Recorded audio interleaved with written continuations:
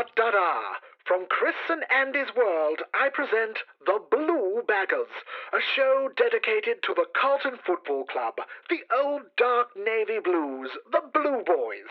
So strap in, crack a tinny, relax, tally-ho, gents.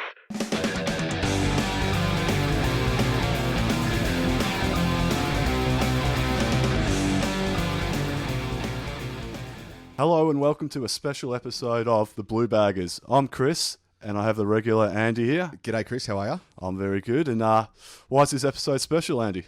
Because we have a special guest in Terry from Blue Abroad.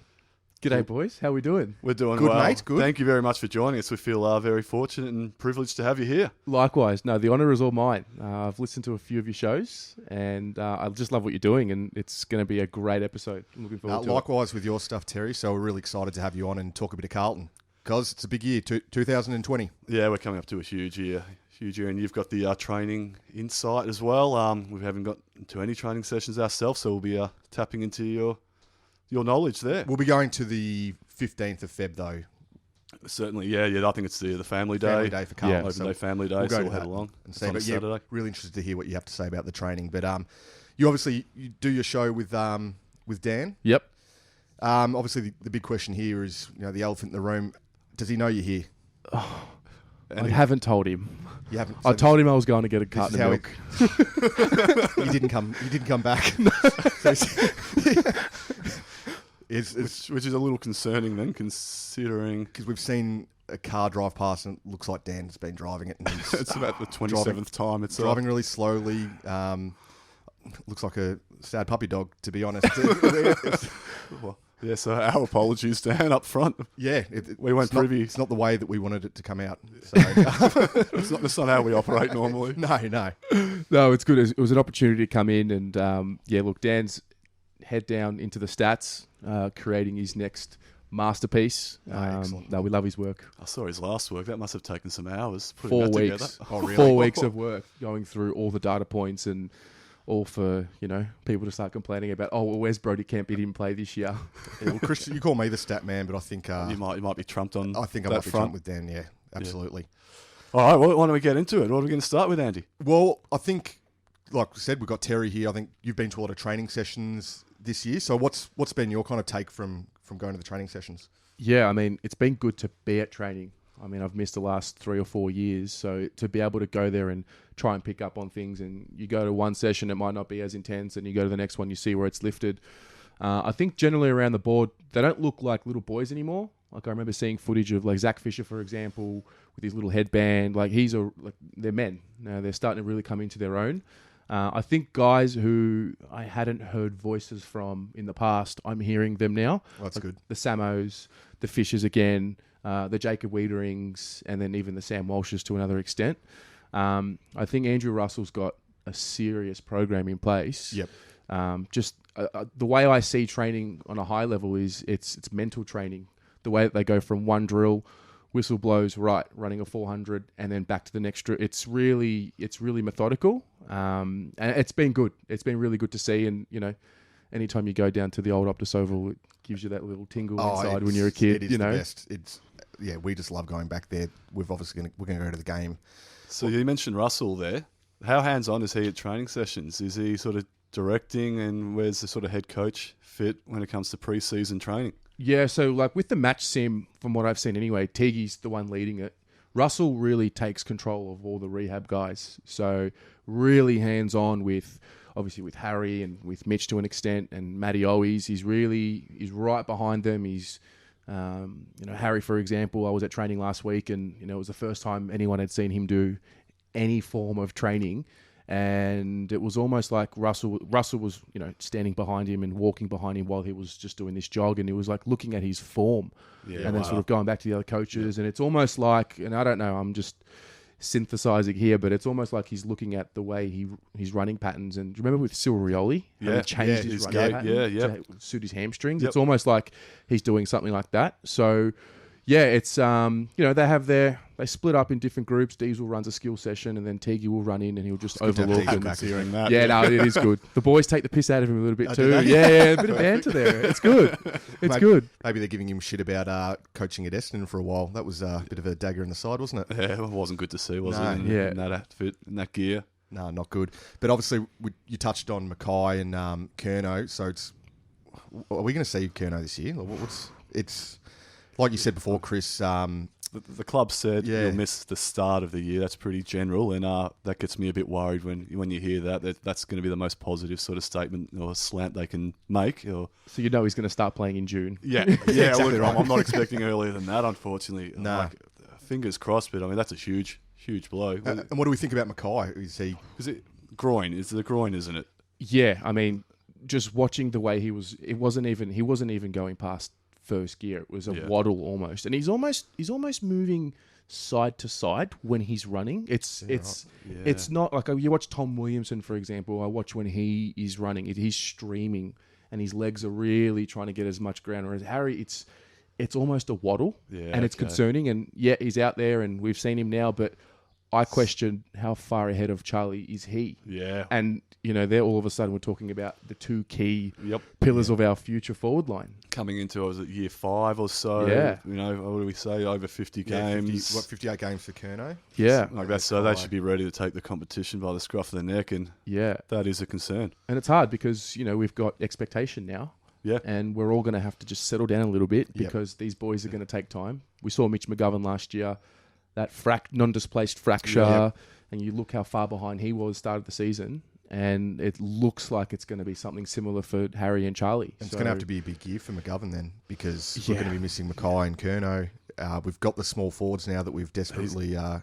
He's going to be the number one target on the list for the early parts of the season. Yeah. But how's he looking? He's not with the main group either. I hate to bring the bad news. No, we need to be realistic. He's running laps at a pace, which is good to see. Yeah. But for whatever reason, he's not Still with the main restricted. group. Now, whether they just want to protect him from himself. Yep.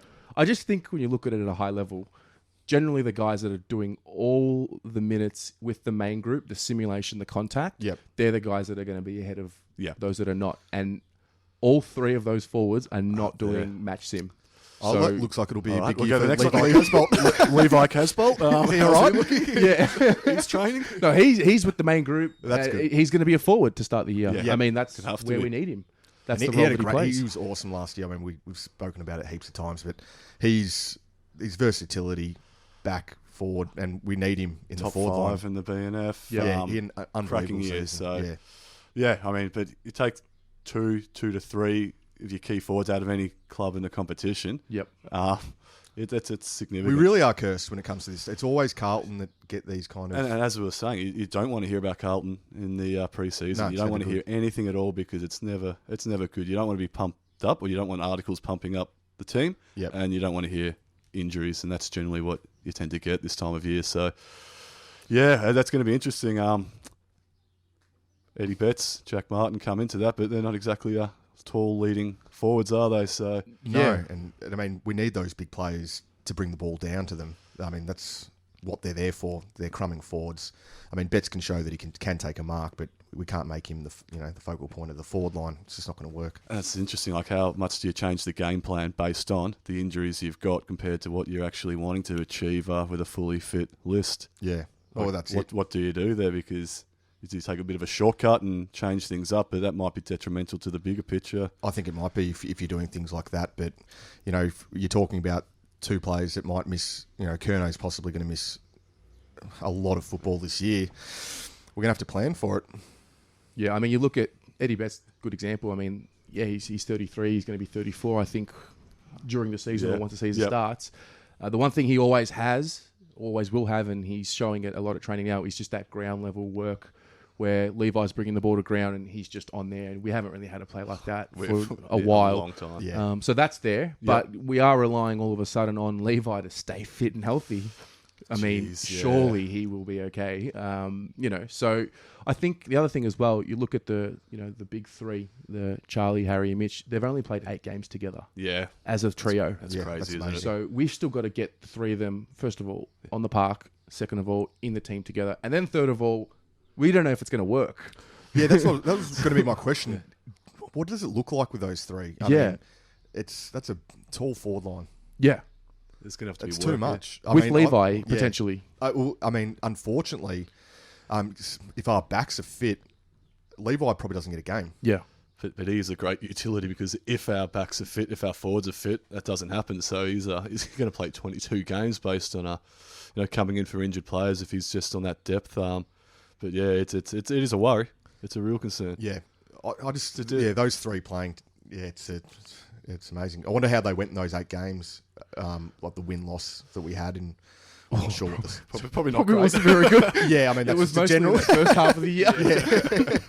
Well, considering that, do you consider someone like a Tom De Koning to throw in? Do you try to bring someone who's taller, marking, and or do you work around and change that game plan? Again, it's going to come down. Probably yes is the answer. But with something like that happening, we as supporters are going to have to take a step back now because if Tom De Koning's playing early games and we're talking about a development role, and is he ready to play a full season? As a ruck, I don't know personally. I mean, he's a great kid and great character, but he's still very athletic and raw. So we've got a bit of a situation there. And are we grooming him for a forward line role or forward, a ruck I think forward? it's ruck forward. Yeah. I mean, the idea is he's the cruiser replacement. Yeah. So I mean, that could be detrimental to his development because we're throwing him in the forward line. I don't know. But it sounds like David Teague's really going to earn his money for the start of the season. We're going to find out. Whether he can coach you or not, aren't we? Well, let's talk about 2020. So, are we going to play finals this year? What do we think on that? Big question. Look, I personally don't. I think we'll just be a bit short. And once again, like we've just discussed, it depends on how long Curno's out, how long Mackay's out, and to what extent when they come back they're hampered with their injuries. But I'm a bit like Dan. I reckon around about 10. I think he had about 10 or 11. Yeah. Or so. I reckon that's where we're probably going to finish. And I think there is an opportunity. Everything goes well that we finish maybe 7, 8. If things don't go well, we run the risk of still being around the 14, 15 mark. Yep. But with hopefully a whole lot of development. But we've been saying that a lot of years, and it is time to really step up. And we looked at that age profile a little bit earlier. Terry was telling us, we should be We're in contending. the sweet spot, aren't we? Yeah, we are. I mean, with the amount of players that are 18 and 21, we're not those little babies anymore. And I think to your point, for a club like ours to do a Brisbane of 2019, everything needs to be right in terms of health, and it's already not. Finals is a big stretch. Is it possible? Well, yeah. Look, anything's possible, but yeah, I'm looking at something like I'd be really happy with 10 wins. Yeah, really happy. Yeah. I think that's about right. As a springboard, then we go into free agency. Hopefully we can do what we said we were going to do last year and didn't, but whatever, we'll get to that. And then add another piece and see what happens in 2021. Yep. But yeah, that is important to keep making that progress because if you want to attract players, if you stay in the same position, gets harder and harder each year to sell that. So, and who have we got at the end of this year in relation to big free agents? Gosh, well, Whitfield just signed up. Yeah, he was the one I was He signing. was the one we always had in the kind of, if we can't get Canelio, at least Whitfield will be available, but that's no longer the case. Darcy Moore, but do you really want to go for those, I don't know, those Collingwood boys? And they'll be hard to pry. Solo didn't work out too well. Yeah, gosh. So where do you have us, Andy? What are your thoughts? I reckon, I mean, of course, finals, it's a possibility, but I think if everything goes like it should, I think we'll be just outside the 8. Yeah, about pretty similar to what Dan said. Yeah. No, look, it's going to be interesting, and we're at the mercy of our health. Yep. And we're at the mercy of things that aren't really in our control, so to speak. And it just sucks to be talking about we're at the mercy of our health when it's a couple of weeks into January. Yeah, it's ridiculous. Right. Yeah. So we're saying, make finals, everything going well. What is everything going well? We're saying, I guess, Mackay, Charlie Curnow only miss a little bit. Full season. Doherty full season, yep. Eddie Betts just slides in and has a reasonable output. We're not expecting huge numbers, but plays 22 games, close enough to, and Crumbs. What else? Boys start emerging, like the guys entering, that 4th year. So we're talking about the Zach Fishers and the Samos, who are midfielders, so they shouldn't be taking as long as what those key position boys are from the 2015 draft. Yep. Exactly right, yep. So maybe one of them stepping up and emerging, and maybe a little earlier than what we thought. Both of them have showed signs at times, but I think that's probably one. I mean, again, you mentioned Sam Doherty, Sam Walsh could go up another level, and Yep. you know, so there are things like that work in our favour. We're really healthy just apart from that forward line. Yeah. And Yeah. ideally, I mean, I said last year, I want 100 goals from the three of them. Yep. I still want 100 goals from the three of them Yep. as a starting point. And then if one of them can go over on and kick a 60-goal year, then great. Yeah. You know?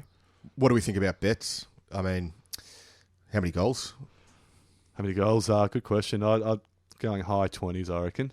That would be good. Yeah. I'll go high 20s, I'd That'd say. be- I say probably yeah. just below 30, but yeah, between the 20 to 30 range, and hopefully with a whole lot of assists as well, as we Yeah. know Yeah. he does. Yeah, I got him at 27.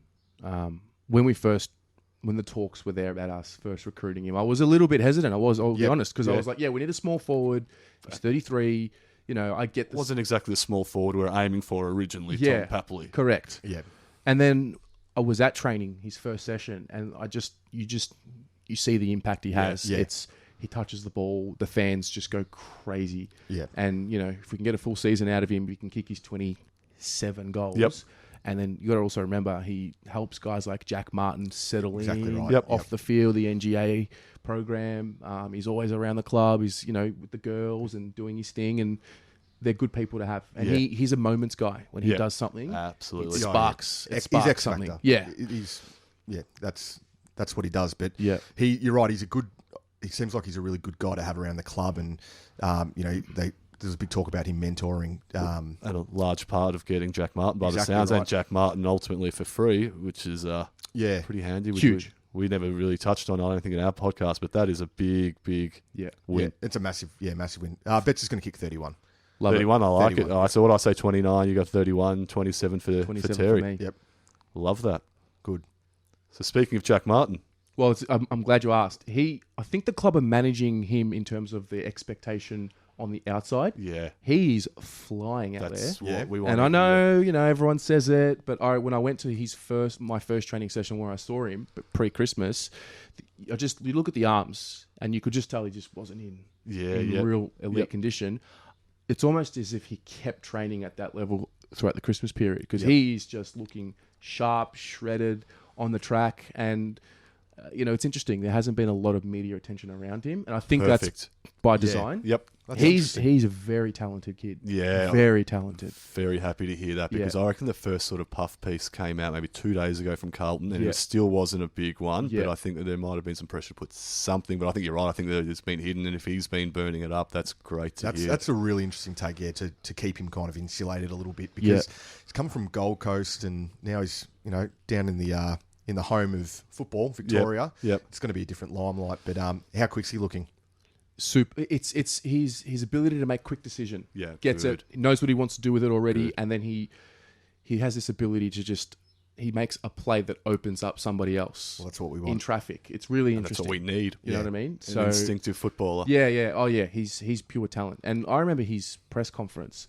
I don't know about you guys. I saw an anxious guy. Yeah, It yep. was just very Yep. nerve-wracking, and you could almost just feel the stress he'd been under, whether it be because there was uncertainty whether the deal was going to get done.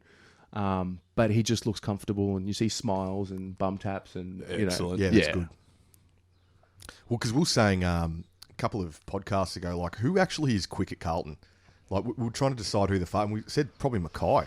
I mean, in terms of over it. I think McGovern as well, to the straight line speed. He's been tested in a game as the fastest, but that's straight line speed, which is different to, But it's not a quick midfield. It never No. really has been. No.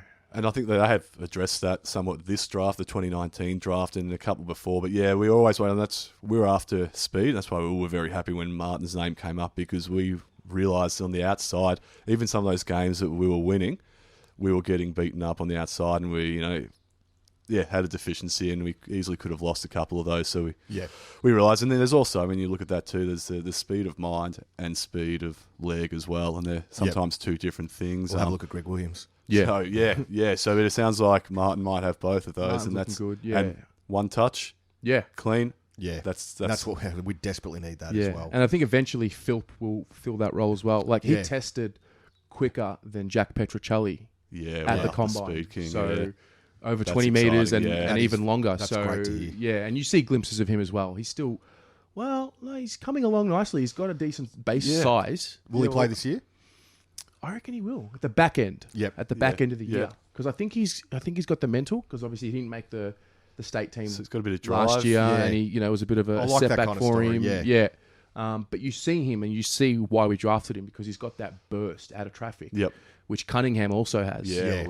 So he's got that as well. That's how we saw him. He's got similar sort of look, similar attributes. Yeah. He kind of looks like just a younger version of Cunningham. Yeah. So, Yep. what did your mate have to say about him? He had some insight. Well, didn't apparently, yeah. I don't think he was taken too high. I think that. I mean, that's always going to be the knock on him, that we probably should have gone somewhere. A lot of those players end up pretty well, aren't they? Paddy Cripps and some of those, exactly some of those right. flies. Yeah, exactly right. But yeah, I mean, that was the knock that we should have potentially. Taking Robertson. Yeah, I'll be watching Robertson all year. Yeah, very Because, closely. I mean, captain of WA, he's still there at 20, Yep. average 30 touches a game. Yep. Captain W. Like, we're talking about what's the knock on him? Credentialed.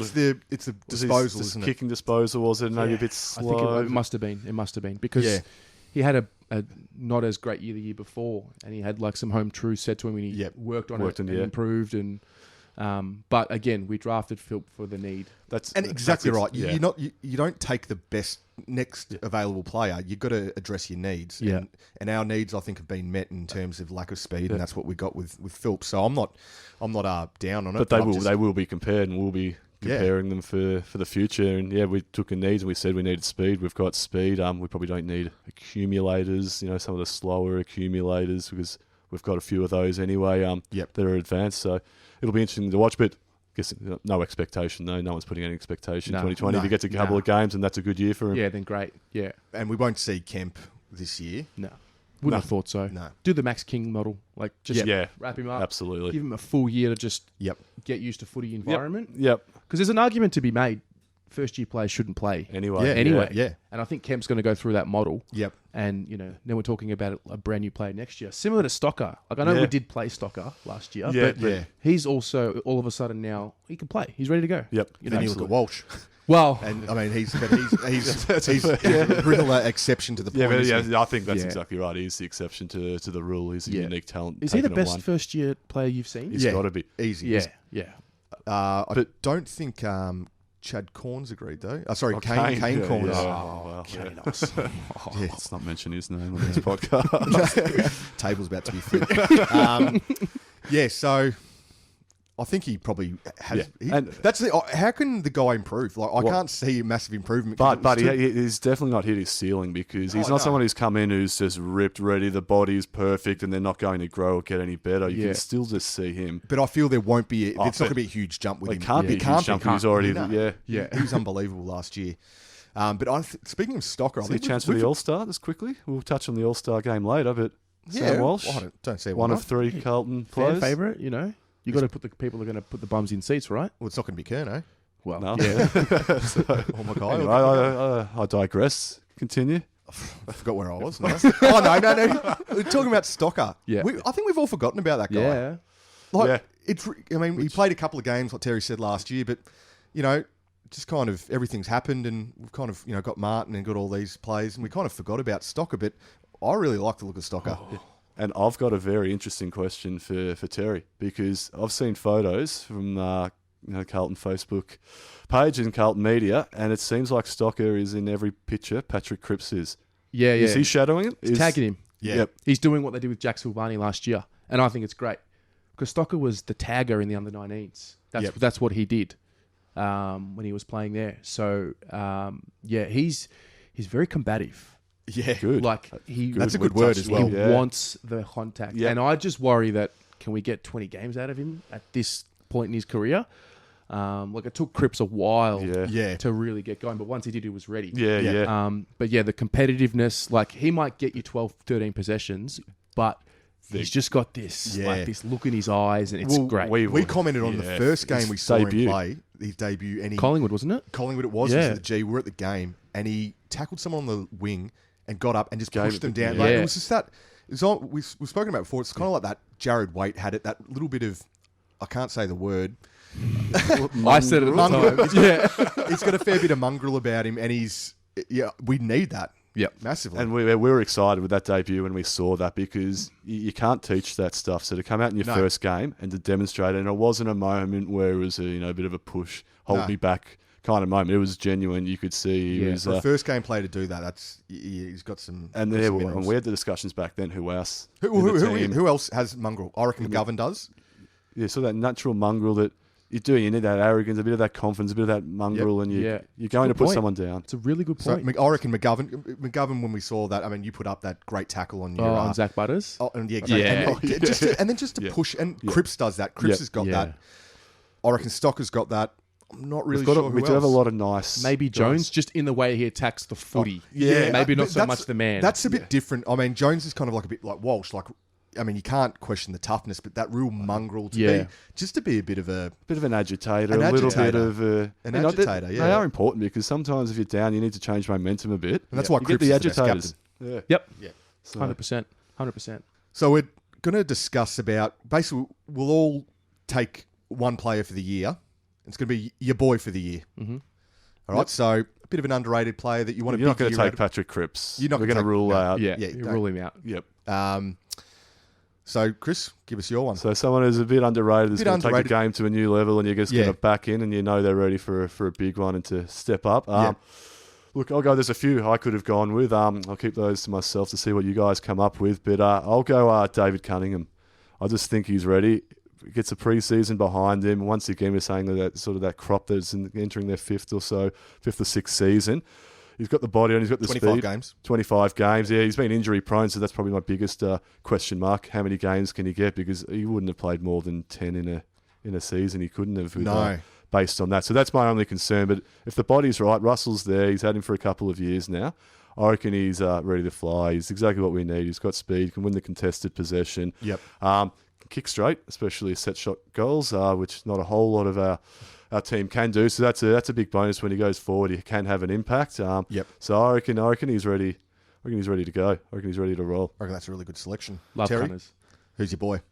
So my boy is Will Setterfield. Good. Yes. I think last year for him was all about mentally, can I get through a full season after my knee reco? So he's ticked the box. And just from what I've seen at training, he's put a little bit more size on. And now when I see him in the match sim, it's bump your guy. He wasn't bumping people off the ball. He had a weird body shape last year. When he came, everyone's saying he's a big-bodied midfielder. And understand he's young. He's a lot younger than most people think. Because How old he's is been he? in the system. 21? Yeah, so people think he's been in the system a lot longer. Yeah. But he came, but you can see he's got those broad shoulders, but he just didn't have any real definition. Yeah. And he didn't look strong last year. So I'm happy to hear if that's changed. That's the one thing, like little things you try and pick out. And obviously it's training. So, but still, once it's match sim, it's instinct. Yeah. So I'm seeing a lot more bumps off the ball, combative stuff. He's not even thinking about landing on, his foot the right way. It's just, all right, I'm ready to play footy again. And he's just got the talent. I just see it. I want to see him take more marks around the ground this year because he's tall for a midfielder. Yeah, absolutely. He's 190. He's over 190. He's around there. That's pretty tall, isn't it? I mean, Cripps has set the benchmark ridiculously high for that. But look, Bontempelli is about that, isn't he? 190. 7'3". No, that was last season. He's 7'6" now. He's got a few The new inches. bowl. Has he stopped growing? That's a good question. Yeah. Has Patrick Cripps actually stopped I growing? think he has now. Surely.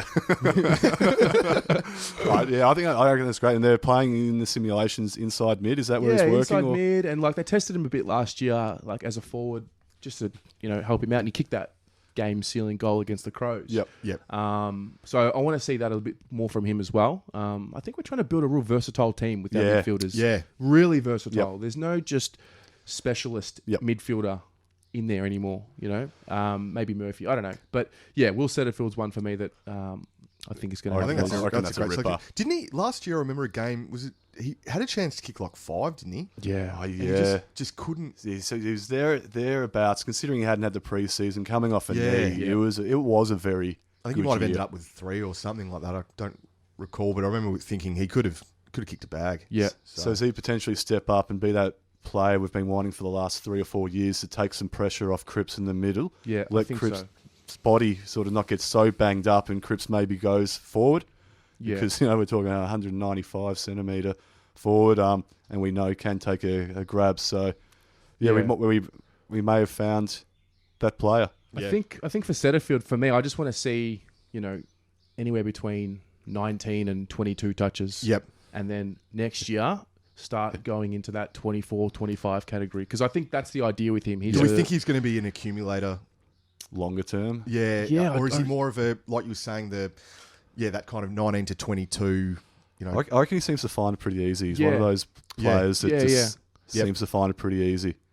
Gets around the ground, and like you said, if you can start taking a few marks, then you're going to add a few more disposals there straight away anyway, aren't you? Yeah, absolutely. All right, that's I'm with my boy. I'm going to go for my boy. I'm going to go Petreski-Seton. Oh, yeah. 64 games. I think it's time that he... You had to throw a stat in, didn't you, stat man? I had to. He's done well till now. He's number 5. So look, I just think he's... Never forget. he had a really good game. I forget which one it is, Terry. You had it up on 35 disposals. The Doggies game, The round Doggies 5. game, that's it. I just think we can see a lot more of that kind of football because, he's a good user of the football. He's been in long enough now.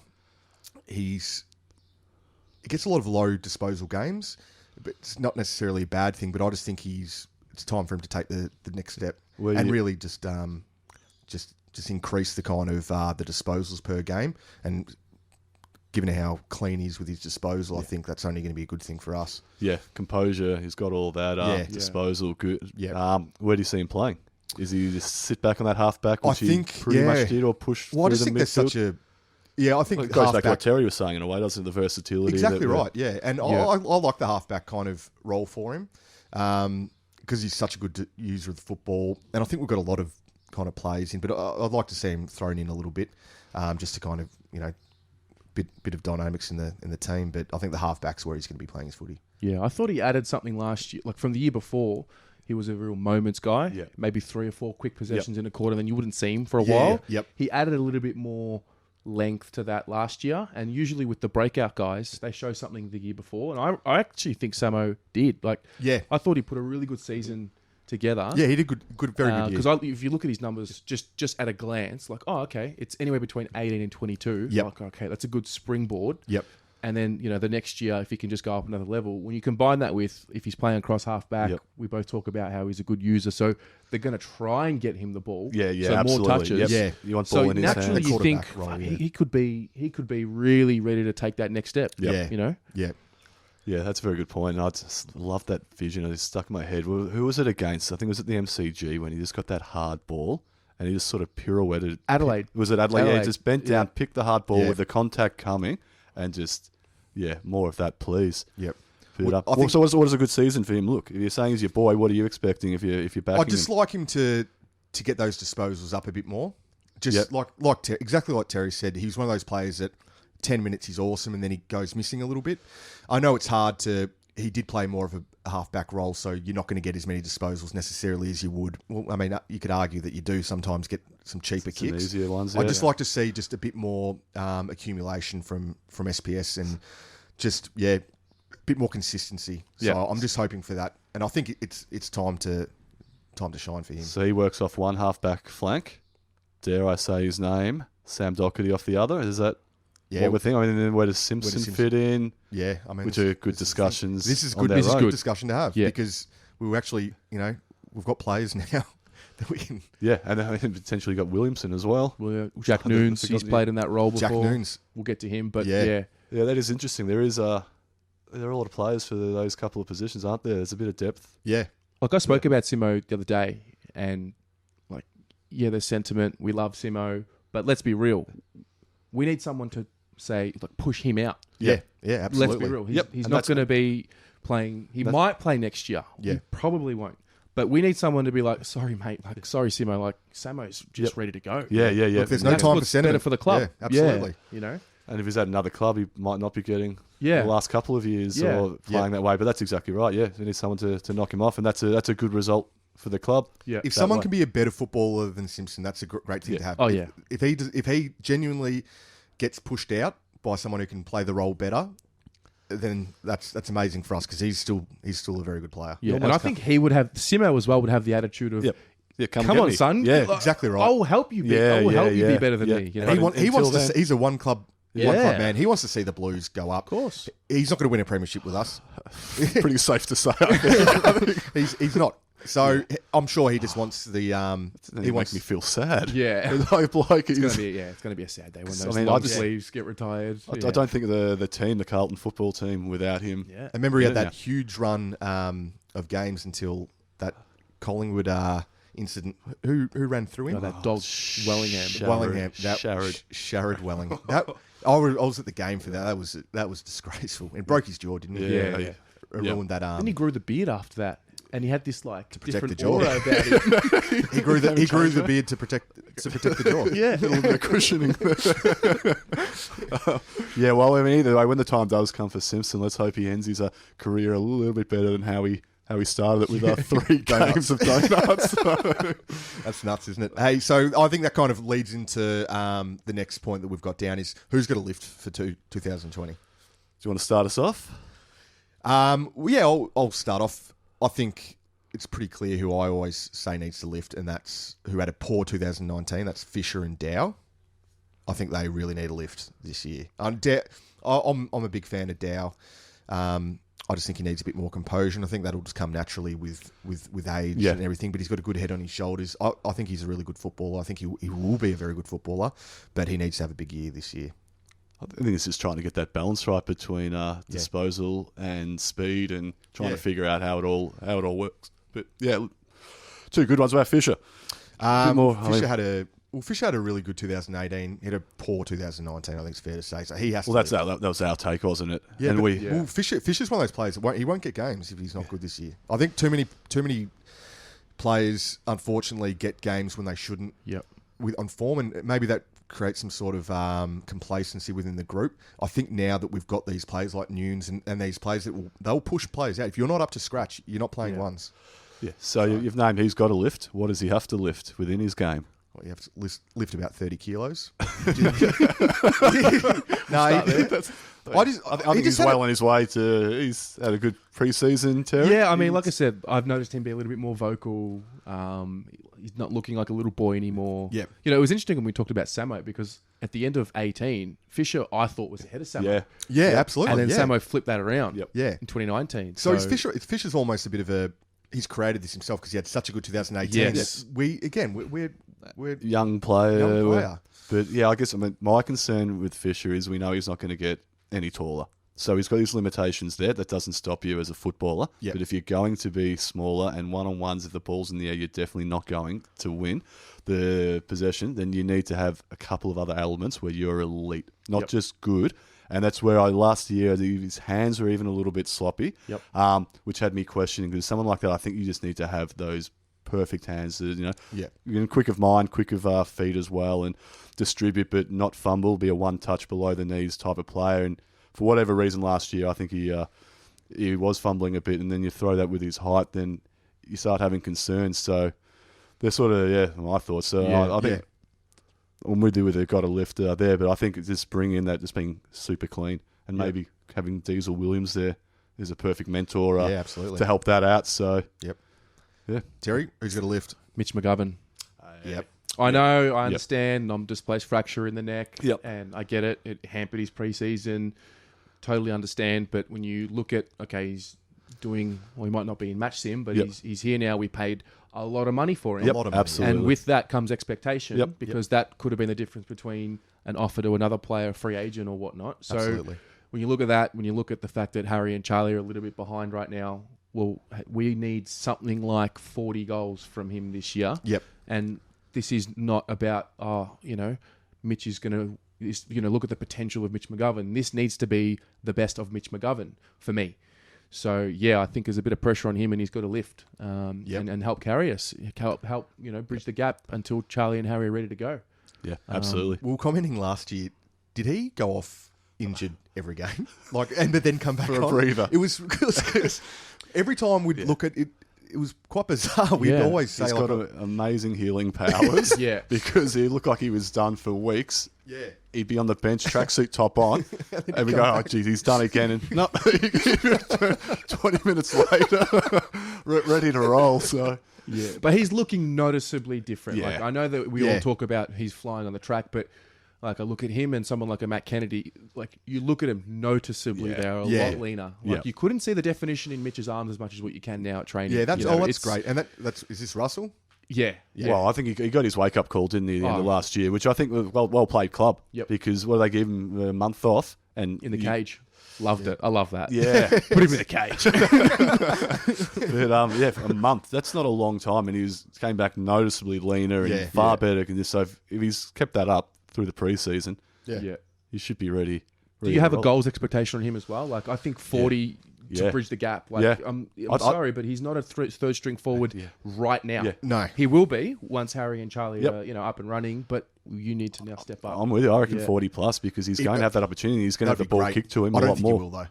I don't think he'll kick 40. I don't know. Jeez, if he doesn't kick the 40 and we don't have Harry, we don't have Charlie, where are those goals coming from? I just think he'll get a lot more opportunity and the ball will be directed to him. So he's going to have to, I think. Yeah, but I mean, maybe he's better when those guys are there because he's not getting that number one defender. Yeah, true. Etc. So, I mean, I don't know. But there are no excuses. If he comes back and he's in ripping condition, he's had most of the preseason.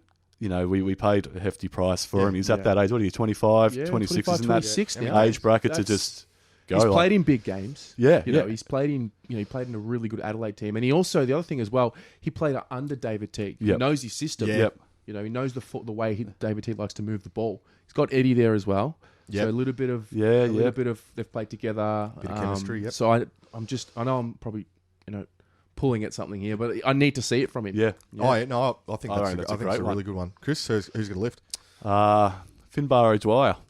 Clearly. Yeah. I was game. I had McGovern as well, and Terry's pretty much said exactly what I thought. So, sorry, Finbar, that was in jest, but I'm the same for the exact same reasons as Terry mentioned, and he has to. And if you look at this scheme and what's happened, and there's two forwards going down, he just has to lift. Yep. Yeah. Simple. I think Kennedy's another one. If I had to get another one. Yeah. Because now we've got to see, what are you going to be? Like, where are you going to fit? High pick, and he was meant to come in as that inside accumulator, big bodied. Where does he play? Like, you've been to training. Where is he? Midfield? Is he in forward? He's doing match sim in the mid. So he's leaned up. Yeah, a lot. Which should help running. Yeah. Because he's not naturally quick. No, he's not. No. But he is a good overhead mark. And Yep. he had a bit of a flash last year in the forward line. He kicked 8 goals in 4 weeks. 4 of those came against the Gold Coast Suns. Yeah. I'm not huge on that. It's a moment. I think so too. Player Yeah. in the forward. So I think he's another one. Because at the end of this year, if we get sort of the same output as what we had the last 2-3 seasons, then what happens? It doesn't hang on, surely, if that's the case, because you've got to free up list spots, and if you've got Setterfield, if he takes it to that level, Noons, Kemp, Kempy next year, Stocker, It's. I mean, like I said, it's a good issue to have, but there's going to be a lot of pressure on some of these players, like your Kennedy. I think in him specifically, if he wasn't such a high draft pick, things might be a little bit different. But you view players differently, and you hold out hope a bit longer. I think for those picks or those players that go a bit higher. And I think he's one of those, but there does come a cutoff point. We're also Carlton. And we demand. I know we haven't been very good, but we demand excellence. We're Carlton Football Club, that's and exactly we don't forget that. No. Yeah, and once we start climbing back up the ladder, that arrogance will come back, and that old Carlton the supporters. I've warned everyone, just stay away from me. We've put in the hard yards. We have put in the hard yards. We deserve to be a bit like that, don't we? Yeah. It's been a tough 20 years. Well, there you go. Headline you want to read this year? Mine is Blues pay their dues. And that's just, I think, sums up everything I want, that this is the year that, acknowledges that we have been on the bottom, we have put in some hard yards, but that moment comes, that headline's there, you're confident that they've turned the corner and they're moving in the right spot. So that's probably one for me, I'd say. Yeah, I like it. I've got one. Yeah. Just what the Doherty ordered. Hey. Excellent. I can see that. Herald Sun Nice. front page. Yep. Yeah, so I'll put that out there. But I just want to see him get through. He's looking stupid good. Yeah. It's the decision making. He doesn't rely on athleticism. He relies on his decision making. Very smart footballer. And he's had all that time to sit there and analyse, see other teams in the coach's box. A footy brain like his is just... Get the body right. But I guess get so nervous. I start clenching a little bit, to be honest. I clench when I hear his name. It's going to be like that all year. Oh, He went up for an intercept mark in the match sim last week, and he took the mark, that trademark Doherty, intercept mark, and we just turned to each other and we're just like, no, we can't handle this. This is too much. You're going to hear it in the crowd, surely. Yeah, You will hear it at a pro-Carlton game. Yeah. Just that hush and the silence when it I really hope that guy has a huge year. Yeah. He deserves it. certainly does. So, what have you got, Andy? I've got Cripps joins Blue Baggers as a permanent host. I like it. Yeah, I really like that one. That's what I'd like to see. Oh, wow, permanent host. Wouldn't that be good? Yeah, but and then a little bit in the article would be how he has to miss September because we're in the finals. So he missed Taking a hiatus. Sorry, boys. You're giving us a headline and their content in that one. Yeah, I know. Oh, yeah, I think that's certainly something we'd want to see. It's a slightly left field. Yeah. Jeez.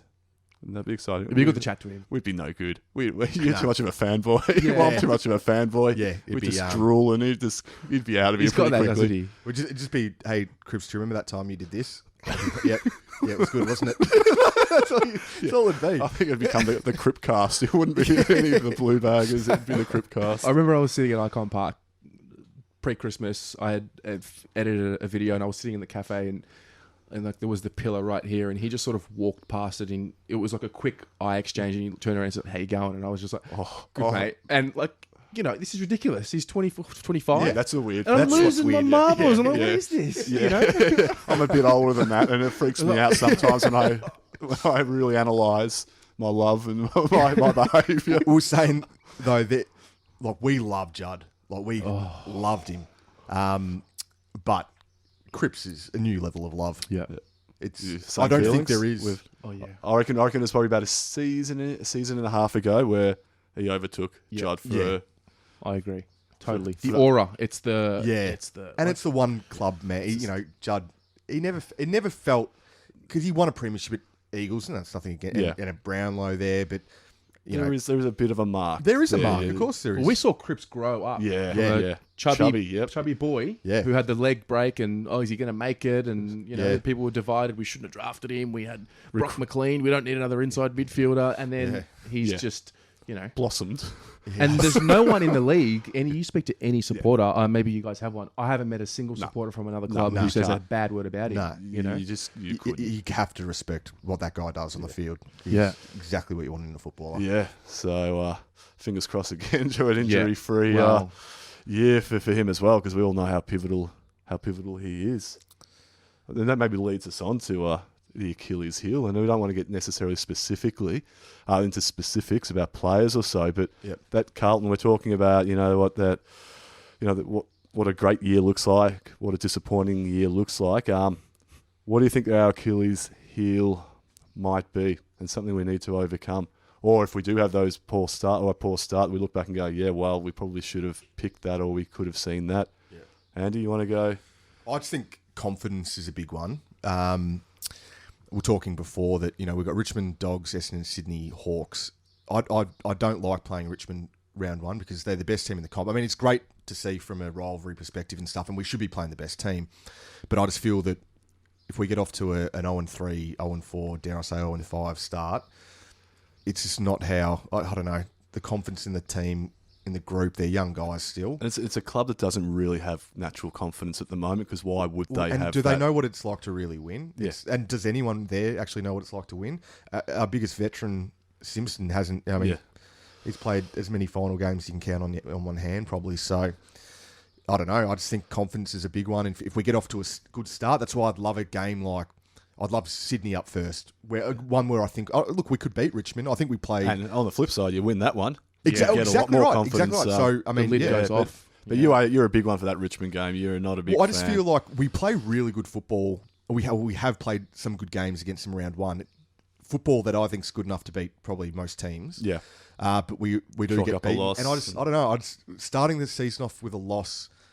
I don't know. We've had such poor starts for the last few years, and I think it kills us.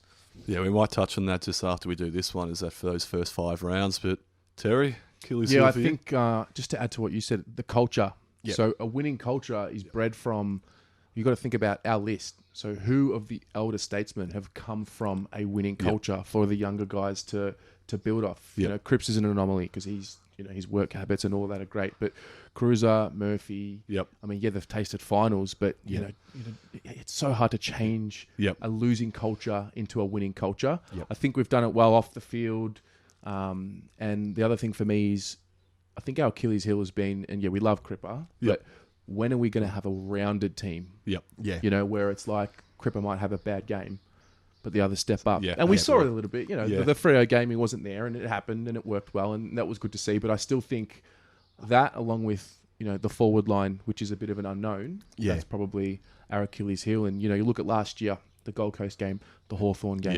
It's a Hawthorn game. It stands out, doesn't it? The Sydney game. If you don't pinch 1-2 of those early, it just adds more pressure and pressure. And if we're in that same position and we don't overcome that mental block, whatever it is, it's going to be 2 and 8, 2 and 9, and then it's going to be, the media, is this Teague the right guy? And then it's just going to be another year of that. So I think, without wanting to be a pessimist, but that's the purpose of the exercise. Absolutely. We're hitting those ones. We've got to get early wins, 2 and 2. What does 0 and 5 look like? I mean, another Carlton year. Deja vu. We can't. Is there any world in which Teague loses his job next year? 2 and 9, 2 and 10, surely. You reckon? You can't. But you can't. You can't go backwards. So surely we're not going to be 2 and 10. But I mean, you oppose it there. It's not going to be looked favourably. You go 2 and 10 from the list you've inherited. Like we said, those excuses are gone. You know, forward line aside and forward targets, but for the whole playing group and the rest of the playing group, those excuses are gone. So I don't know, but look, I agree. I can't see him doing it, by the way. No. Like, I mean, if you want to be ruthless, it's Carlton. We know for sure there'll be pressure if that's the case. There will be. I mean, Carlton is one of those clubs where, like you said, we demand the best and. No offence, or actually total offence. We're not St Kilda. We're not the doggies. Absolutely. We're not here to take part. This is not in our makeup, and that mentality cannot leave us. We need to be ruthless at any point. You know, we are here to win premierships. Absolutely, and you're absolutely right. And that's again the culture of the club, which we've lost a little bit. Probably in the playing group about a winning culture, and Carlton is about winning. We're 16 premierships. We're a successful club. We want to bring those days back. And we shouldn't be settling for any less. No, absolutely right. And don't tell us to. And you know what? Like that is a slow build to get to, but we've had that slow build. You know, we've been through that. We're not sitting here going, it's going to be a slow build or not acknowledging it, but it has been done already. So look, I completely agree. I think it is that confidence, it's that culture. We lost games early last year because we didn't have players, you know, successful players that carry the younger players over the line. They drag them. We didn't know how to win. That Hawthorn game was a classic example. And honestly, did anyone feel confident during that game that we were going to win? Like, I remember just sitting there going, it's always we were maybe 40 points up or 30, something like that. I was like, no. 36 points up, I think, wasn't it? 37, And that's because it happened, and I think that probably reinforces what we're saying. But that was a big game, and as you said, Terry, you lose a couple of those at the start of the season. It's a different picture. You win those games. Because, what could have we been? What should we have been last year? Was it 4-1? Like, we were in most... We should have won Gold Coast. That's just... No one on the goal line. That is just, inexcusable. The Port game was another one that we probably should have won as well. But I get it. That's an away game. Okay.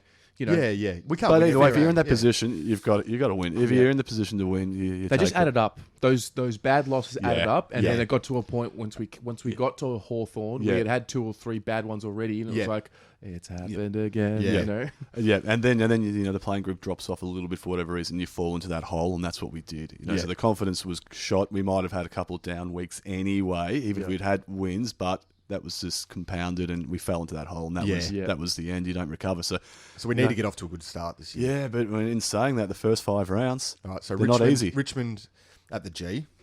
Well, we unveiling the flag. Yeah. I mean, look. Yeah. We're not favourites for a reason. Yeah. We can't.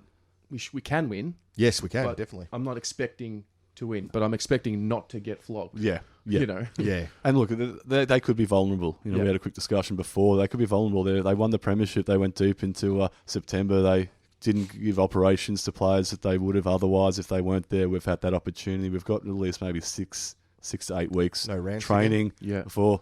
Yeah, no rants. So We've got the defenders to stop their forwards too. I have full faith in Wiedering. Yeah.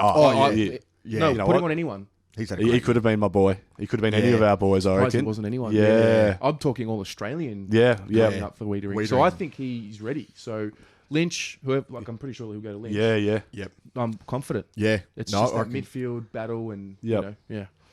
So and there- who's going to kick the goal? Yeah, so that's so yeah, look, so that's a tough opener, that's for sure. But they might be a little bit vulnerable just due to their own success that way. Then we've got the Bulldogs next week, who I see as lifting and rising up the ladder. I see them only getting better. Beat, though. Yeah. And we were 1-1 against them last year. But Well, games open up when we play them. Yeah. So it's kind of, if we're on our game, if we're on the ball, and, it's going to be a high possession game, that there's going to be 3 of their guys that head get to 30. head, you know? Absolutely.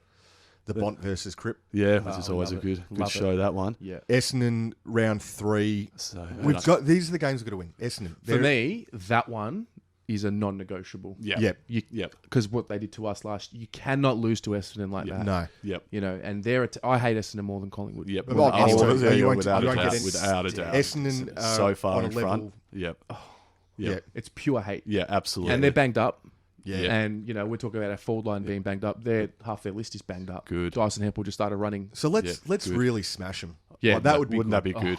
Just to Thursday night. You got Friday to carry on, Saturday to carry on, Sunday the to carry best. on, Monday morning. So walk either into gonna be- work. Won't ruin the weekend. We'll Yeah. make the weekend. No, it would be a very sad weekend if we got beaten. I know, but so say we win one of those first two. Yep. Richmond Bulldogs, we can get a win there. We beat Essendon. That's a great start. Absolutely. We don't win those first two. We lose to Essendon. Ooh. Then we've got Sydney in Sydney, and then We the should win Hawks. that. That's winnable. Sydney Should. and Sydney's winnable. Buddy's not going to be playing. No, he Yeah. won't. Not much at all by Yeah. the sounds. But we should be heading north. Sydney could be heading south again, even though they have finished pretty lowly. Home ground advantage. We beat him there? Did we beat him there? Yeah. We have. Yeah, I we- reckon, We Yeah. beat him there last year. Yep. I reckon we did too. Yeah, we did. Just Yeah. put Papley on his back and Yes, carried yes, him. yep. Yeah, that's right. So I'm saying that as another Yeah. should win, and then Hawks. it's how I measure. just- It's always yeah, you have no confidence. Where do is you? that game? With Clark's? I think it was at It's Marvel. It's not because we're not paying. No, not in this year, Tassie. No, I think that one's at Marvel. So Marvel. sort of neutral. So ground I reckon there. we could win 3 out of. I mean, 3 and 2 would be good.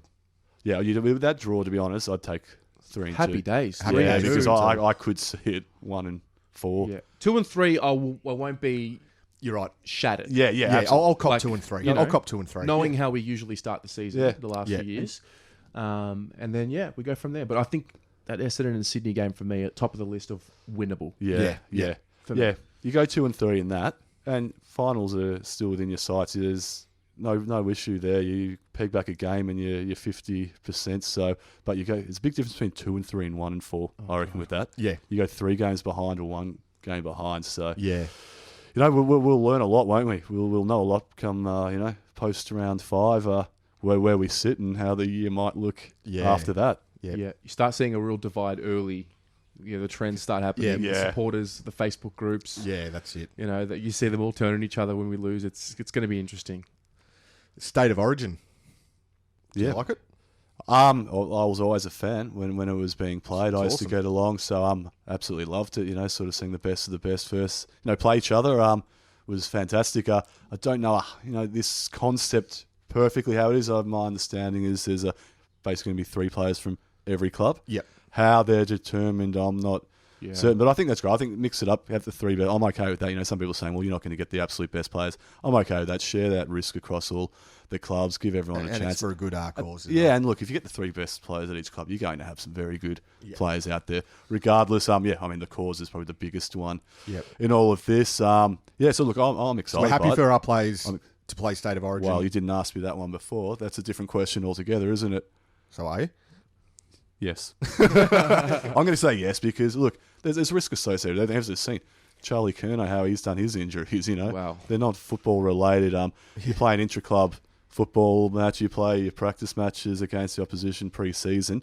They're pretty meaningless games, and the same thing can happen there. So, it's just one of the things. Injuries are part of football, and they will happen, and there probably will be a couple of injuries, but I look at it that way, Terry, are you happy? I love it. Yep. I come from, I watch a lot of American sports. I think we should have whether it's State of Origin or some sort of all-star day, weekend, where you showcase the talent for the kids and whatnot. I know we tried it with AFLX, and I think we're on the right path with it. I think the intention is right. Like, okay, an exhibition type game. Maybe it could be there for the bye before the finals. A skills competition, a 50-meter shootout. That's a no-brainer. The NBA do it well. Yeah. Don't they? They do it well. Yeah. And we tend to copy everything that gets done in the States. We probably do it 5-10 years. Yeah, and I'm all for the commercialization of the sport. Yep. I'm very much, I like the innovative ideas and trying things. So from that point of view, I love it.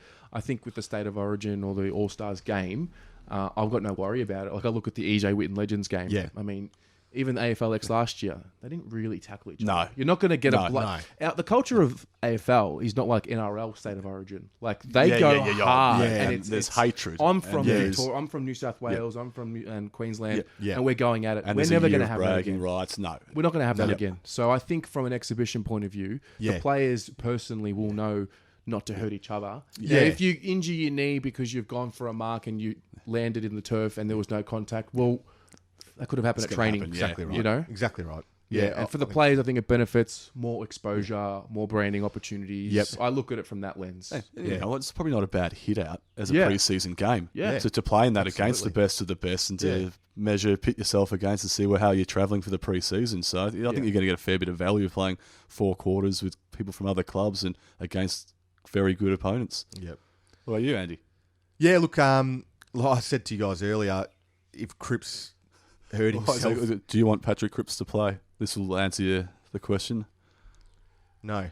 No, I don't. No, I don't. Because, I mean, there's more risk. Yeah, look, I know that's being, but he's less likely to hurt himself if he's not playing. Yeah. I know that. Look, I know he could hurt himself slipping on tiles at the bottom of his stairs, or he could hurt himself at thing. But look, we just don't need. How do you know he has tiles at the bottom of his stairs? Isn't that how Kerno hurt himself? For Patrick Cripps specifically, how do you know that? Oh. Anyway, continue. Just an internal camera. Internal camera. Look, there's... Yeah, I just think that there's a risk for injury, but I mean, that's going against everything I kind of believe in, because I love the State of Origin kind of thing, and I love the best players playing. As a selfish Carlton supporter, I'd prefer Cripps not to play, but it'd still be awesome. Yeah. And you're away for it. Would you have gone? Yeah, I would have gone, yeah. Yeah, I reckon there's going to be a big demand for it. Because is it at Marvel? Yep. So that's 50,000. There's no way that's not going to be sold out. I think. Yeah, I think so, yeah. That'll be sold out, and that'll be quite the spectacle. Yeah, and like you said before, the course, that's the underlying... Exactly, yeah. That's the underlying thing. Yeah, that's great. Jeez, give all the money you can afford for the cause, because that's going to generate a lot of coin. It's going. I'm not sure how much they're donating. Well, I think the AFL's already committed 2.5 themselves. Yeah. Originally, so I mean, ticket sales. You assume it's going to be ticket sales. I think tickets are $20 for adults. So throw in 50,000 of those, with some kids there, and there'll be donations. There'll be So look, I'd imagine it's going to be a huge total, which is, please go along and spend. Yeah, no, it's a great cause. Loving it. Membership number for 2020. So we had 64,000 last year, which was 8,000 up on 2018. And Terry, where are we now? It was 54,153 or something like that. Yeah. That's a great good number, yeah, isn't that's it? A really that's good a good number. Beat Richmond, you add 10K. Yeah, well, that's exactly right. But I mean, sitting the post-Christmas period, to have 54, and whether it's even been necessarily updated that much, because I'm sure the membership department have been on holidays. Yeah, they deserve a holiday at some stage. So that's a great number. I'm certain that's significantly up. I think it might have been like 27% or something going back a couple of weeks ago on the previous year, which was a big year. Well, we had a increase. 2-win season in 18 and increased membership off a 2-win season by 15%. Yeah. And there has to be acknowledgement for the Carlton faithful and for the members. We know it's a big club, they've got a big supporter base, but I remember the biggest membership we'd ever had, and when I first became a full member was back in like 2003 or so, and it was off the Wooden Spoon season. Yep. And Carlton back then, we had our biggest membership and a big increase off a Wooden Spoon season. That just seems to have continued. So we're talking, they're big numbers for a team that's not been successful. Richmond have shot up in the last 5 years and gone, for broke, but they've had a lot of success. We haven't, and we're.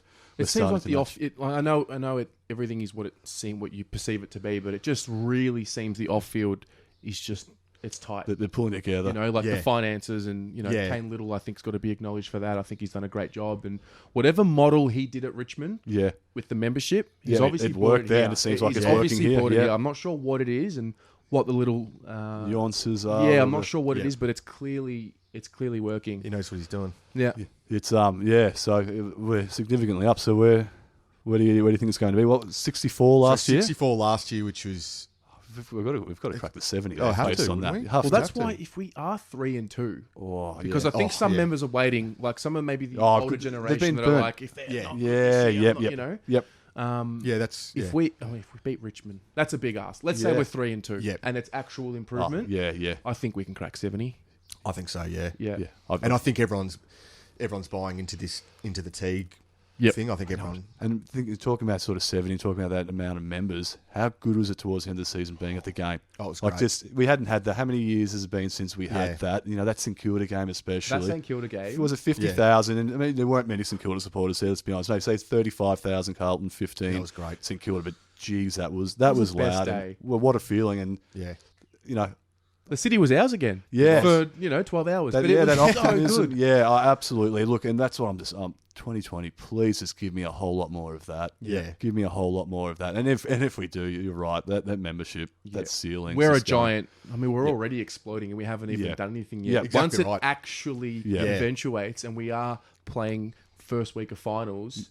Whoa, Oh, wow. mate. And how good. Terry's will it right. feel? What other club though goes up in membership on a 2-win season? Like, that's exactly incredible. right. It's That is you know, incredible. We are Carlton Congratulations Football to all of your members, and probably Yeah. a lot of you will be listening to this because you're diehard Yeah. Carlton. But well done, because Yeah. they're big numbers. Yep. And you compare that to other sports around the world.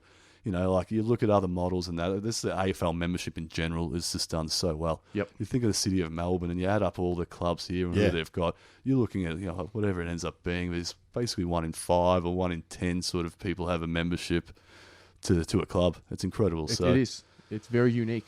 Yeah, we are a very unique club. Yeah. Like I mentioned, the St Kildas and the Bulldogs. They don't. We have one of the strongest brands. Yep, just absolutely, In general, yeah, and that's probably what goes Yep. to show. And you know what? The kids, those poor suffering kids that have been dragged into being Carlton supporters because their But I don't family even know are. why they're Carlton Yeah, supporters. that's exactly right. Let's give them something to cheer about and hope. I mean, Let's. I don't want to see kids getting picked on at school because they're Carlton Carlton's, supporters. yeah, that's got to change. How did that happen? I Yeah, know. I know. Like When I was growing up, you on those footy days where you could wear your jumper, I was so proud. No one could say And no, because anything. you always had a back. You always had something you could throw back to Yeah. any club, to any, and you Exactly always right. walked away the dominant, the winner of any argument there. But And you look, if you had a Melbourne or St Kilda jersey on, like that was, it wasn't good. the Carlton theme song, you had to do 3 laps. The Freo one, you didn't even bother with it because no one was a supporter. Like, yeah. All right, let's do some predictions for 2020. Most goals. Who do we think? I'll go first. I'm going to go with Mitch McGovern for all the reasons we've said before, and I'm expecting that to be be above 40. So I'm going to go with McGovern. Yeah, the same. I'm going to go 41 goals. 41 goals for Mitch. All right, I'll go Eddie Betts with 31. Eddie Betts with 31. I'll go Mitch McGovern 43. Love it. I hope you're right. Yeah.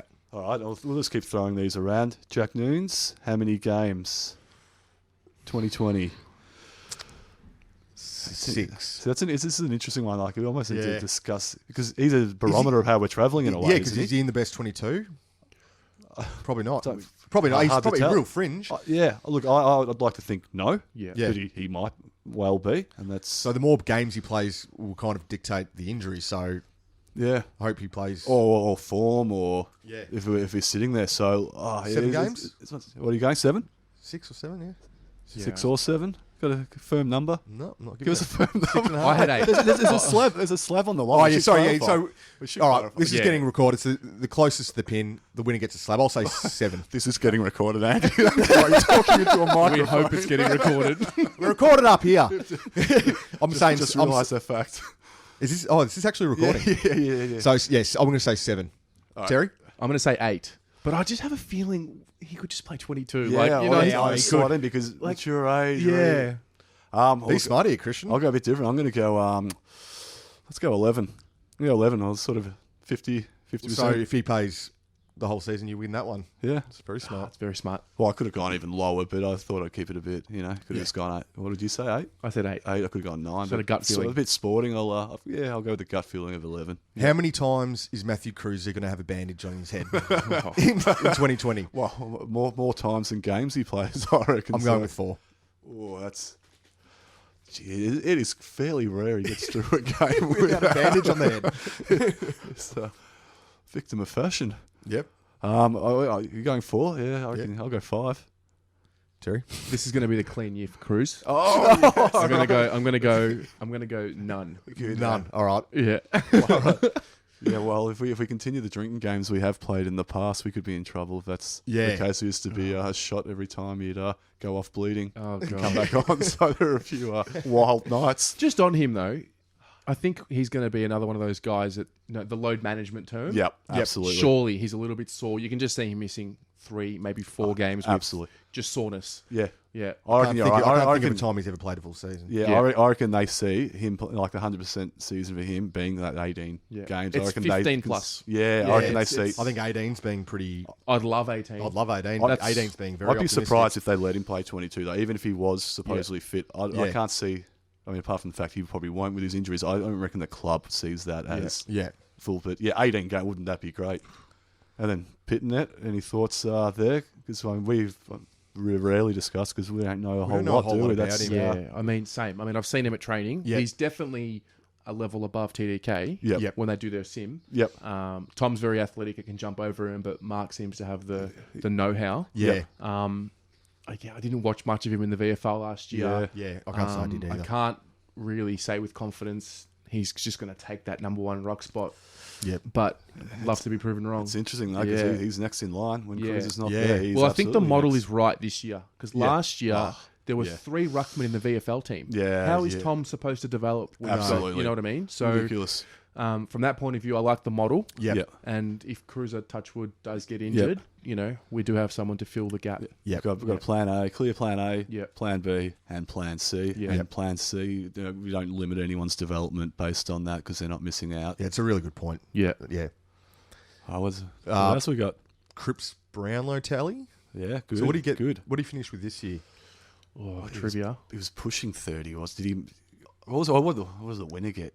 They were all pretty close to the high 20s, weren't they? Did Cripps crack the... I think it was equal 5th or something. Yeah, he was, but was it 27 votes maybe? Or? Yeah, somewhere. You know what? Doesn't matter because Doesn't we're talking about 2020, aren't we? That's right. So Brownlow who votes. wants to have a throw at that one? I'll go. Yep. I'll say 23. Yep. And Sam Walsh starts Yeah, stealing because- votes off him. Ah, yeah. That's good. And that's exactly Actually, right. that's what we want. Yeah. Want a If he- low- assuming that's a full season and he had a good season, absolutely. Yeah, Yeah. it's probably- 2 guys in the 20 range Yeah. would be a lot better than 1 guy with 25 and the next guy with 11. Yep. Exactly right. You know? Yep. Do you know this might have been Cripps's 2019 might have been that might have been his best shot at a Brownlow. Yeah. In terms of, you're right. There was the next best player was Sam Walsh with Brownlow. I mean, there are a lot of good players there now. He plays that game that the umpires love. Yeah. Breakaway speed, Yeah. all of that. And he's always in front of them. And Yeah. let's be honest, he gets a lot of those 3 vote games, and that's the important thing. You have 22 very, very good games. Yeah. You get a vote in each of those, you end up with 22. Yep. You need to poll those 3s, those best ons. They make a real difference. I'm going to go. I'll go 25. I reckon that's pretty close to what he got this year. And I reckon he'll probably do similar. I'll go quite conservative. Yeah, well, I was going to go really high, but Terry talk made a very Convinced him. talk sense. no, but Terry made a very good point that there'll be votes taken off him. I'm going to go 27 though. All right, good. That's a good split. That can win a Brownlow. That Yeah, absolutely. 27 can win a Brownlow. Yeah, Yeah. for sure. I don't think it. I mean, does it these days? Geez, they're like. Yeah, remember, these- 30 was just unbelievable. Now, Yeah. it's like, Yeah. I mean, Dangerfield did it. I think 5. Did 5 get 30? I reckon he got 36 or something. Yeah, no, he did. He went. did. He was pretty Yeah. high. Yeah. Tom Mitchell got a 30 for sure. Yeah, Mitchell did. Yep. Yeah.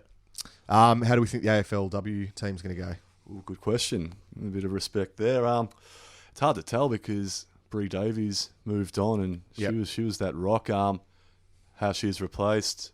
Big year for Taylor Harris. Big year for Taylor Harris. Yeah, we made the grand final last year, which might have surprised a little. And when he sort of saw the result, that Crows team were just absolutely dominant. We're talking about big crowds, 50,000 there for that grand final. So we're runner up last year. So talent's got to be there. Should go one step further. Yeah, well, Yep. you know what? I'm going to go put it along. I'm going to say, yeah, let's go Premiers. Yeah, Premiers. Yeah, I did come into this saying we'd be the Premiers. And I must admit, I don't know a lot about the AFLW. Haven't been around to watch a lot of it. Dan is all over it, is he? ridiculous with Yeah. it. He just is a beacon of knowledge with it. Lucy McAvoy is apparently an absolute jet. Yeah, okay, good. So very excited about her. Maddie Prespaskas from last year, he just absolutely killed it. Yeah, so they should be aiming for the flag, really. Yeah. Let's all go on that one, and it's Yeah. a good result. No All right. one wins or loses. Happy with that. Well, that's here's an interesting one. Will Caleb Marchbank kick his first career goal in 2020? 0 to date. Really? I was just looking through the list and I was somewhat I like surprised, it. so I thought I'd throw it in. I like it. I'm gonna say no. I'm still gonna say no. Based on trends, Based on trends and form my, and Based on past previous history, I'm going to go with no as well. Yeah, but I'll throw something in there. If we keep falling down those key forwards, Well, he might be thrown forward. yeah, At some well, we do have stage. a lot of depth in the back line. Yeah, it's exactly right. So look, I'm going to go. You're going to go. No, I'll go yes, just to keep it interesting. I reckon he's going to kick his first, and hopefully, if he does, he celebrates like he should. Yeah, gosh, all these ideas are rushing through my head now. Jonesy back to the forward line. He wins a Coleman. All right, here's one. any other? We've kind of touched on it before. Will any of the 2019 draft crop make a debut or play games in 2020? Terry? I think Philp will play at the back end. I've seen what I think the recruiters saw. Look, the breakaway speed. You can't catch him when he's when he's got the open field. He's got good chase down speed too. He runs both ways. So I think, let's say 15, 16 games in the VFL, develop him up. I think he'll play at the end of the year. Another one to look out for. I like Josh Honey. Yeah. Like the look of him. He's got a bit of Dustin Martin hair. Bit big. Yeah, strong body. Yeah. He Yeah. looks- I like what I've seen. But yeah, Phil, I think is the one. So you're saying yes? What do you Andy? I'll trust in Terry. He's been down to the training. He's seen, obviously, how he's moving. If Terry believes it's good enough for me, I reckon Phil will play then. Obviously, Kemp's not going to, as we touched on, but he's probably the next best. And hopefully those others that don't play, and most obviously Wayne, those have really solid VFL. Yeah. So he's in our VFL team to be pushing for finals and to be. That's important for actually, that's a for really the good for the point. ones. It's, Because have you ever seen? If you notice, it correlates. There's a correlation between your VFL team and your AFL team, and we haven't. It's appeared disjointed over the last quite a few years, and as you said before about the ruck situation, far from ideal. It's not good for anybody. No. How do you have three lumbering rucks, neither of which have proven themselves as forwards? How does that work? It's actually a good point. I want to bring it up. Yep. The VFL system and the the standalone team. Yep. Where do you guys sit with it? It's a fascinating discussion. Yeah, it's really interesting, isn't it? Because there's an interesting split, isn't it, from what the clubs do now. Because we've made our decision. Yeah. So you've got to stick with it for a couple of years now. Yeah. Look, I love the fact that they're working the northern suburbs and the heartland are working there. You just want to make sure they're bringing in the right players to support. Mm-hmm. And where the emphasis is it on winning for the VFL team, or is it about development for the Carlton Football Club? That's exactly right. The Carlton Blues, not to say they're mutually exclusive, but I think you just got to be clever with those players you bring in. Yeah. To complement, dare I say, especially when our list is at where it is now, where it's a lot more settled than it has been in the past. I think we should be bringing players that support what we actually currently we have. But I think winning culture is good culture, isn't it? Yeah. And if you're getting that in the twos and you're bringing in players, they've got to be in the finals. Yeah, they have. Yeah. It's because we're talking about our depth. That's exactly right. And the younger players and that's exactly right. Our squad ideally, I think for the ones we want 30 guys who at any given time you can pick and put him in. That's what the Richmond team has been able to do. That's what the good teams do. Yeah, exactly right. So those who are playing in the VFL, we probably had 3 guys every week who play a reasonable or good game who are up for selection. And there's got to be 5, 6 guys who are getting their 25s. Yeah. That's exactly. But even defenders, maybe not 25, but you know what I mean. Yeah. Yeah, well, I reckon we've had thin, pickings in the past, and we've gone, if someone's kicked a couple of goals, it's like, we're considering them. Yeah, exactly. In the ones. No, let's have a couple of players kicking a couple of goals like that. It could And be a show us consideration. consistently. And do it a couple of weeks, times. Yeah. You don't go down there for 1 week, kick a couple, and But yeah, that's come really in. that Tigers model, though, isn't it? When you think of some of the quality they're Yeah, able to have yeah. running the VFL, keep them on the list. They don't seem to be too disenchanted. But you know, which is amazing in itself, isn't it? they lose someone. They lose, especially some of those smaller, quick players, those forwards, and that they Yeah. drop out. They lose nothing by bringing in the best of the rest. So It comes back down to, you're talking about players being potentially disenchanted in their, in the twos. Comes back down to that winning culture. People want to be on winning teams, want the opportunity. If you think you're going to be playing for Richmond, you think you're going to be playing in a grand final, you're going to work hard, aren't you? You're going to work hard, and that's, again, what Terry said before. It's all about the culture, and it's probably the most important thing we can have. Yeah, I mean, you look at last year. I mean, we were talking about Paddy Kerr getting a game. But Yep. if you really watched him, Yeah. he wasn't ready. But because he was kicking 4 goals for the Northern Blues, Yep. Yeah, exactly. it was right. kind of like, he must be Gotta ready to bring. go. Yeah. So yeah, 'Cause very it's interesting one. and it's a big drop in quality, isn't Yeah. it? The twos to the ones. Yeah. It really is. It's is. I will try and watch it as much as I can, but I mean, I try and watch every game. But geez, there's some. You don't get a second chance at AFL in the first. You make that fumble, you're done. You need to be clean. In the VFL, you get that chance. You fumble once, you can still. You don't pay for it as much. Yeah, absolutely. So true. I went and watched when we had the double header when we played Richmond. So the Northern Blues played the Richmond VFL side. Yep. We were shocking. Yeah. We were. Yeah. Shocking. And obviously Richmond were the best side in the comp. And so that's where we've got to get. Yeah. Yep. Yeah, that's exactly right. We're talking, especially now, there's never been more important. It's a whole of club approaching culture. That's inclusive of the VFL team being, the Northern Blues, but also the women's team as well. It's a bit different. The days of just having the number one team and everyone else can just please themselves. That's fully embracing the three teams there, and they train together at times. They train in the same weights room. It is really a whole of culture. Yeah, A absolutely. whole club culture. Yeah. Yep. All right, what do you reckon? Anything else? I mean, I've Terry, got anything? one more question. Yeah, go we'll for go. it. Shoot. Where will Daisy Thomas finish in I'm a Celebrity? Get me out of here. Remember, there is a slab on the line here. He's going to win it. Don't be. Surely. I don't watch it. Yeah, but I feel like Do you know, I didn't even know he was on it till like a week ago. I don't know. I haven't watched it myself. Yeah, my that's wife's given me a bit of bullshit. information. You watch it. Yeah, my wife. Yeah, watch she's it. the one It's that on in the tells me. background. Oh, he's got that character. Well, yeah. Yeah. Who else So is it? you're Brownless is in saying it, yeah? what's that? Brownless, yeah. Oh, he's got character. Yep. Yeah. So whoever's running Daisy's Instagram account is doing a wonderful job okay. because they're just the themes he's talking about are Yeah. important, and I just think he's a fan favorite wherever he goes. Yeah, He's got the Collingwood faithful behind Yeah. him. He's got us behind him. he's got to Do the be Collingwood really. faithful still love him? I think They- if you're I a reckon- premiership yeah, player, yeah, it's exactly it's right. just He won a cemented. And it's not And- like he went and punished Collingwood. No, Yeah. They must have been just going like, "What have you done?" How good is it that he turned it around though? Like Yeah, this it is was such awesome. a good story in It the was, end. yeah. It could have Yeah. ended so much differently Yeah. that way. So I'm assuming there's maybe like 10 contestants in. Is that what we're like 10 to 12? You know, watch you it. watch it. Why do you? No, Christian, stop lying. Okay, there are You watch it. 14. There's a few more coming in the house tomorrow. Some of the big names to watch out are. Okay, we'll go with 12 to 14. What are you we're saying? He's going to take it out. I'll And say that's he'll that's a win good get. I mean, he's a football team player. He's used to being in those conditions and being a bit selfless. And Yep.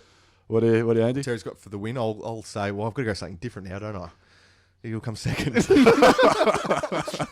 All right. Well, I'm going to play this one You know, strategically. it's first in best dressed in this game. That's all right. I'm going to go third. Oh, I'm not going to anything closer or anything below that one. He starts voting for everyone that was a bit everyone weak. else every night. but you definitely watch it. Okay, maybe in the background a Yeah, little bit. yeah. But I do get updates from the wife, so there is that element too. Yeah. But maybe you guys should start watching a bit more closely. Well, when You know, there's a slab slab on the line. Well, I mean, yeah, I might now. yeah, Have we worked out what slab that might be, or is Well, it just if off I- choice? If Is it I off choice? win, I'll determine if I lose. Just till it's red. A few green demons won't go straight. Yeah, a couple of hand grenade, the old VB. Hard-earned thirst. if we're going to drink, are we doing a VB then? Yeah. Let's go. Yeah, let's go. It's a hard Traditional Yeah, all right. slab of VB. Slab of So VB. we'll revisit this as Not the gonna- year goes and through. it's not going to break the bank.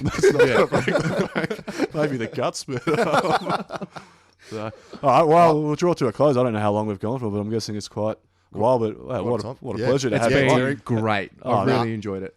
Come back anytime. It's not bad. I reckon a bit of banter for the first show, and three mics works well, doesn't it? It does. Yeah, it does. So. And Terry gives us just a different view because, I mean, you and I have been friends for a long time. It's good to hear a different, absolutely. and Terry knows his stuff, so it's awesome. Yeah. Had a lot of fun. It's been good, and, a bit of a more casual one, more opinion-based, so unlike the last one we did, which is I'm still recovering from. The mind hasn't really come back from that. That was terrible. Yeah, look, hopefully Dan's okay with this. Yeah. Big shout out, look, Dan. You're welcome anytime. I'll be sleeping on the couch tonight. All right, well, I guess we'll sign off. Yep. We are Terry? the Blue Baggers and Blue Abroad. That's it. Or half a Blue Abroad. Half a Blue Abroad. We'll work with that one. Yeah. All right, thanks for listening. Thank Cheers, you. guys. Go the Blues. Go Go Blues.